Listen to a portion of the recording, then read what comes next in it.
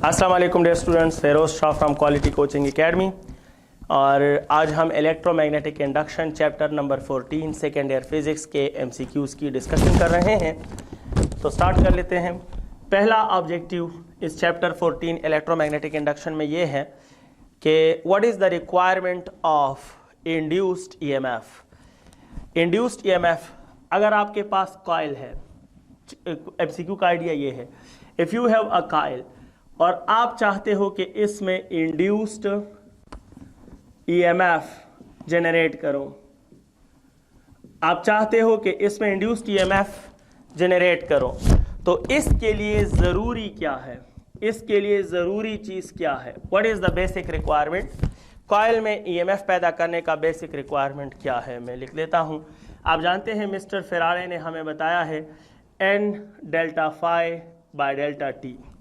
तो एन इस इक्वेशन का क्या है, कांस्टेंट है, पैरामीटर है, ऑप्शनल फैक्टर है, हम पे डिपेंड करता है, ऑब्जर्वर की मर्जी पे होता है। 1 टन लेते हो, 1000 टन लेते हो, 10,000 लेते हो, आपकी मर्जी है। लेकिन ये है सारा खेल का खिलाड़ी। इस इंड्यूस्ड ईएमएफ तक पहुंचाने का राज ये है, सीक्रेट ये है। And what is it? It is the rate of change of magnetic flux. तो what is the basic requirement? ये है जनाब इंड्यूस्ड ईएमएफ हासिल करने का basic requirement according to Faraday's law. So पहला ऑप्शन इन्होंने कहा है कि flux link in the coil, flux की ज़रूरत नहीं है। मतलब ये है कि फ्लक्स अगर मैक्सिमम भी हो लेकिन उसमें rate of change of flux ना हो तो ईएमएफ नहीं मिलेगा। और change in flux should link the coil, coil closed loop both B and C. तो याद रखिए इंड्यूस्ड ईएमएफ के लिए सिर्फ और सिर्फ फ्लक्स में चेंज चाहिए with the passage of time. Correct option होगा option B. Let me solve question number 2 of electromagnetic induction. Single turn coil rotate in magnetic field with uniform speed. अगर एक मैग्नेटिक फील्ड है, ये एक magnetic field है, इस question का idea ये है कि हमारे पास एक मैग्नेटिक फील्ड है बी, इसमें एक कॉइल है ये, और ये कॉइल कंटिन्यूसली रोटेट कर रहा है और इसका स्पीड कांस्टेंट है। तो बताओ कि इस कॉइल में सिंगल टर्न कॉइल है, रोटेट कर रहा है मैग्नेटिक फील्ड में विद कांस्टेंट स्पीड। बताओ कि जो इंड्यूस्ड ईएमएफ होगा, इसमें जो ईएमएफ इंड्यूस्ड होगा वो ईएमएफ कैसा होगा, वो ईएमएफ कैसा होगा। ऑप्शन ए कहा है अल्टरनेटिंग, अल्टरनेटिंग। ऑप्शन बी कहा है जनाब, ऑप्शन बी है कि स्टेडी। ऑप्शन सी है जनाब, ये है पल्सेटिंग। और ऑप्शन डी है माय डियर स्टूडेंट जीरो। एक एक ऑप्शन गलत या ठीक होने का रीजन उठाते हैं। तो जनाब जीरो गलत है। क्यों गलत है? सामने ही लिखा है कि जहां चेंज इन फ्लक्स होगा वहां ईएमएफ कभी जीरो नहीं होगा। जहां भी कंडक्टिंग सिस्टम में फ्लक्स चेंज होगा वहां ईएमएफ जरूर जरूर जरूर पैदा होगा। तो my dear students, it mean के जीरो तो पॉसिबल ही नहीं, क्योंकि यहां रोटेशन के दौरान चेंज इन फ्लक्स जीरो नहीं है, ये जीरो नहीं है। और अगर ये जीरो नहीं है तो ईएमएफ भी जीरो नहीं होगा, ये गलत। पल्सेटिंग उसे कहते हैं जिसके वैल्यूज चेंज हो रहे हों लेकिन उसकी पोलैरिटी फिक्स्ड हो, उसकी पोलैरिटी फिक्स्ड हो। तो जनाब ये भी गलत है। उसका रीज़न क्या है? क्योंकि पोलैरिटी फिक्स्ड तब होती है जब फ्लक्स में या ओनली इंक्रीज आए और या ओनली डिक्रीज आए। जब सिर्फ इंक्रीज आए या सिर्फ डिक्रीज आए तो पोलैरिटी फिक्स्ड रहती है। लेकिन माय डियर स्टूडेंट्स, आपने एसी जनरेटर में पढ़ा था, जब कॉइल रोटेशन करता है तो during rotation of the coil, so dear students, आधे रोटेशन में फ्लक्स इंक्रीज होता है और आधे रोटेशन में फ्लक्स डिक्रीज होता है। तो ओनली इंक्रीज नहीं है, ओनली डिक्रीज नहीं है, तो पल्सेटिंग नहीं है। स्टेडी वो वोल्टेज होता है जिसकी ना वैल्यू चेंज हो और ना पोलैरिटी चेंज हो। तो माय डियर स्टूडेंट्स, जब रोटेशन इन्वॉल्व हो, इंक्रीज और डिक्रीज हो, तो पोलैरिटी का चेंज होना लाजमी है, तो स्टेडी इम्पॉसिबल है। The only option correct is alternating, because इसकी पोलैरिटी क्या होगी, इस वोल्टेज की पोलैरिटी भी चेंज होगी और इस वोल्टेज की वैल्यू भी चेंज होगी, बिकॉज आधे रोटेशन में इंक्रीज इन फ्लक्स आएगा और आधे रोटेशन में डिक्रीज इन फ्लक्स आएगा, and hints the correct option is option A. Solving question number 3 of electromagnetic induction, and that is third one. Principle of dynamic induced EMF is used. आप इनमें से बता दो कि डायनामिक इंड्यूस्ड EMF किस में होता है. तो ऑप्शन ए है माय डियर स्टूडेंट्स, इनके मुताबिक चौक. याद रखिए इंडक्टिव चौक में मोशन नहीं होता, और जहां मोशन नहीं होता वहां डायनामिक नहीं होता. ऑप्शन बी है इनके मुताबिक ट्रांसफार्मर. तो किसी ने चलते फिरते ट्रांसफार्मर को देखा है कि ट्रांसफार्मर आपके गांव में, इलाके में इधर कभी एक पोल से दूसरे पोल और दूसरे पोल से तीसरे पोल, तब जाकर वो वोल्टेज नहीं. ट्रांसफार्मर आपको आउटपुट प्रोवाइड करता है, इंड्यूस्ड ईएमएफ प्रोवाइड करता है, स्टैटिक रहता है, उसके अंदर कंडक्टिंग सिस्टम सब कुछ स्टैटिक है. वो कॉइल्स म्यूचुअल इंडक्शन पे काम करते हैं और वो स्टैटिक रहते हैं. तो ये भी नहीं. The third option AC generator. और आप जानते हैं कि एसी जनरेटर में कॉइल क्या करता है, रोटेशन करता है, और रोटेशन क्या है, मोशन है. और जहां मोशन हो वहां डायनामिक इंड्यूस्ड ईएमएफ होता है. इट मीन एसी जनरेटर ही ठीक है, थर्मोकपल तो है ही नहीं, वो तो इंड्यूस्ड ईएमएफ पैदा ही नहीं करता. Solving question number 4. Fleming left hand rule में थंब किस तरफ होता है. तो याद रखिए फ्लेमिंग के लेफ्ट हैंड रूल में याद रखिए कि 4 फिंगर जो है वो मैग्नेटिक फील्ड की तरफ, मिड फिंगर जो है वो करंट की तरफ, और थंब जो है that is towards the force, that is towards the force. तो इसमें जो करेक्ट ऑप्शन है वो क्या है. The correct option is that Fleming left hand rule में थंब जो है वो मैकेनिकल फोर्स यानी डी की तरफ. ऑप्शन डी सही है. And 5 number question. 5 नंबर में है magnetic field in circular coil is maximum. Magnetic field in current carrying coil, magnetic field in current carrying coil जो है वो किस तरफ होता है. 45 degree to axis. Magnetic field in current carrying coil, यानी फर्ज करो ये हमारे पास है कॉइल, और इस कॉइल में मैग्नेटिक फील्ड किस तरफ होगा अगर इसमें करंट जा रहा है और करंट पास हो रहा है. तो करंट कैरिंग कॉइल में मैग्नेटिक फील्ड कैसे होता है. सब जानते हैं कि इसमें मैग्नेटिक फील्ड के लाइन स्ट्रेट बनते हैं, और स्ट्रेट मीन इसका एक्सिस क्या है. आप जरा एक्सिस ड्रॉ करें तो देखो ये जो लाइन है blue, it is the axis of the coil, it is the, ये कॉइल का एक्सिस है. तो अगर आप देखिए magnetic field parallel to axis of coil बनता है. करंट कैरिंग कॉइल में जो मैग्नेटिक फील्ड बनता है उसके लाइंस एक्सिस ऑफ कॉइल के साथ हमेशा पैरेलल होते हैं. तो मैं आपके लिए लिख लेता हूं इधर parallel. It is parallel to the coil axis. ये है जनाब parallel to the coil axis, और हमारे पास इसका ऑप्शन ठीक है, option B. Solving question number 6 of electromagnetic induction. इसमें है कि क्वेश्चन नंबर 6 हमारे पास है coil rotating in magnetic field induced current continuously change. अगर फर्ज करो ये एक मैग्नेटिक फील्ड है, idea of the question is ये एक मैग्नेटिक फील्ड है.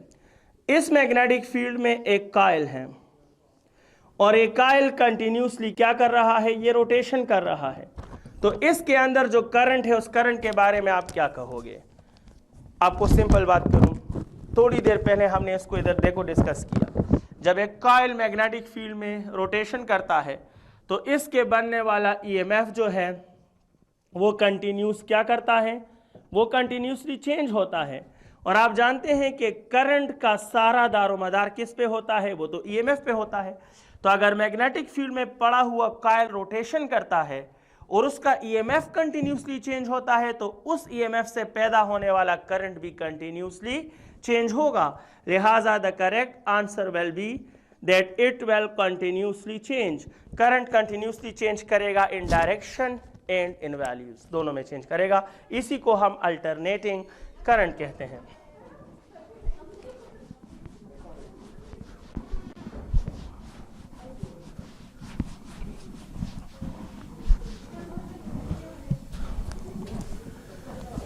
Question number 7, electromagnetic induction. Question number 7, AC generator, alternating current generator, increasing number of turns in coil. Decrease the EMF, EMF same, increase the EMF और EMF become 0. तो my dear students, हमारे पास है AC generator और ये कह रहे हैं कि अगर हम AC जनरेटर में टर्न्स की तादाद को ज़्यादा कर दें, अगर हम टर्न की तादाद को ज़्यादा करें तो इससे जो इंड्यूस्ड EMF होगा उस पर क्या असर पड़ेगा, उस पर क्या असर पड़ेगा। AC जनरेटर में टर्न्स की तादाद ज़्यादा करने से इंड्यूस्ड EMF पर क्या असर पड़ेगा। तो याद रखिए my dear students, induced EMF इन 4 चीज़ों पे डिपेंड करता है, number of turns, angular speed, area of coil and magnetic field strength. इन चारों में से एक भी आप ज़्यादा करोगे तो ये इन चारों के साथ कौन सा रिलेशन रखता है, ये इन चारों के साथ डायरेक्ट रिलेशन रखता है। तो अगर आप इसको ज़्यादा करो तो भी ये ज़्यादा होगा और इसको ज़्यादा करो तो भी। यहाँ क्वेश्चन में कहा है कि अगर हम टर्न्स को ज़्यादा कर दें तो induced EMF also increases. And so my dear students, the correct option is, हमारे पास करेक्ट ऑप्शन होगा question number 7, correct option increases the EMF, option C सही है। और सॉल्विंग क्वेश्चन नंबर 8, डिवाइस जिसमें इंड्यूस्ड EMF स्टैटिकली पैदा होता है, हमें वो डिवाइस बताना है जिसमें इंड्यूस्ड EMF पैदा होता है लेकिन स्टैटिकली, स्टैटिकली मीन कि उसमें कोई मोशन इन्वॉल्व नहीं होगा। तो पहला डिवाइस इन्होंने दिया है जनाब, option let me see, the options are, पहला है ट्रांसफार्मर, ये ठीक है, अभी अभी हमने डिस्कस किया कि ट्रांसफार्मर में कोई मोशन नहीं होता और ये स्टैटिक इंड्यूस्ड EMF की एग्जांपल है। AC जनरेटर में मोशन है, इसमें रोटेशन है और रोटेशन मोशन है, तो ये गलत है। और ऑप्शन सी जो है, option C my dear students, इसमें है कि अल्टरनेटर, अल्टरनेटर देखो नाम से ही क्लियर है that it must based on rotation and hence it is also based on motion, तो ऑप्शन गलत है। और ऑप्शन डी डायनामो, देखो डायनामो डायनामिक से निकला है और डायनामिक इंड्यूस्ड EMF प्रोड्यूस करेगा, तो ये भी गलत है। The correct option is option A. And let me solve question number 9 of chapter number 14। So my dear students, कहा गया है कि म्यूचुअल इंडक्टेंस की वैल्यू क्या होगी अगर चेंज इन फ्लक्स इतना है और चेंज इन करंट इतना है।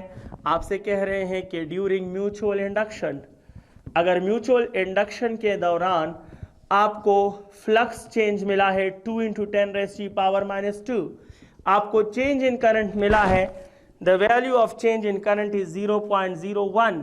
So what is the mutual inductance? Keep it in your mind, the mutual inductance is delta phi by delta I, delta phi 2 × 10⁻² and 0.01. Solve it please. You will get 2 × 10⁻² and 10⁻² cancelled, so it will be 2 Henry. And the correct option of question number 9 is option A. Let me solve question number 10, chapter number 14, electromagnetic induction. Induced EMF in coil proportional to what? Induced EMF जो है ये किस चीज़ पे depend करता है?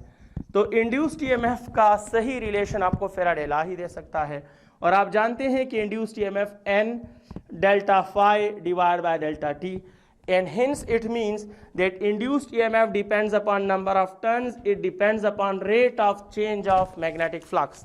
तो option मुझे read करने दें।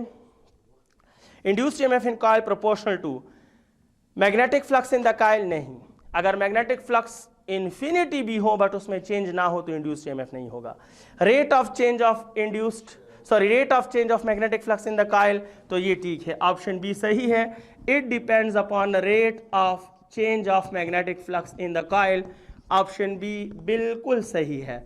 Late me discuss question number 11 of chapter number 14।